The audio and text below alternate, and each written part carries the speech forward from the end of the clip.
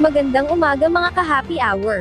Narito ang mga balita para sa MBC TV Network News Update 9 AM edition.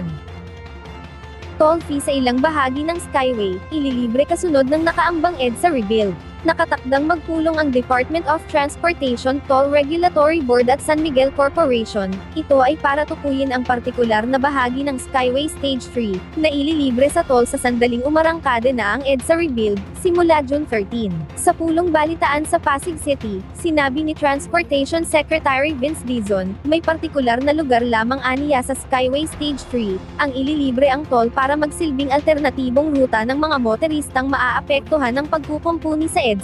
Una nang inanunsyo ng Metropolitan Manila Development Authority, na bukod sa umiiral na number coding scheme, ay magpapatupad din ng odd at even scheme sa kahabaan ng EDSA sa panahon ng pagsasaayos dito. Ayon kay Dizon, ilalabas nila ang kumpletong detalye hinggil sa libreng toll sa Skyway Stage 3, bago magsimula ang aktwal na pagbubungkal sa EDSA. Magsa-start yan, tingin ko mga bandang towards July or August. No, kapag full blast na. No, kapag full blast na kasi kailangan pa natin ang approvals ng PRB, so that will take some time. Pero bibilisan natin.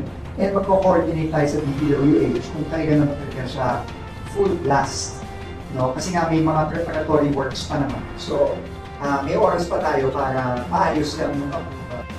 Samantala, sa Showbiz Spotted, Pinoy folk singer Freddie Aguilar pumanaw na. Pumanaw na ang Filipino folk singer na si Freddie Aguilar sa edad na 72 ngayong Martes sa Philippine Heart Center. Ito ang kinumpirma ni Attorney George Briones ng Partido Federal ng Pilipinas, kung saan naging National Executive Vice President si Aguilar. Matatanda ang naging kandidato sa Senado ang singer, ngunit hindi pinalad. Isa rin siya sa mga haligi ng original Filipino music, dahil sa iconic na kantang Anak. Ipinanganak siya noong February 5, 1953. Nagsimula siyang mag-compose ng mga kanta sa edad na 14, at kalaunan ay naging isang street musician bago sumikat sa folk clubs at bars. Kilala rin siya sa kanyang rendisyon ng Bayan Ko, na naging awit ng oposisyon laban sa martial law noong EDSA Revolution noong 1986.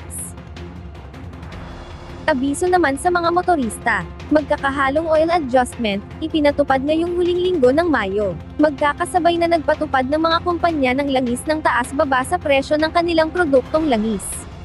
Kaninang alas 6 ng umaga, nang ipinatupad ang 10 centavos na taas presyo sa kada litro ng gasolina, mayroon namang 20 centavos na bawas presyo sa kada litro ng diesel, habang ang kerosene ay mayroong 40 centavos na bawas sa kada litro.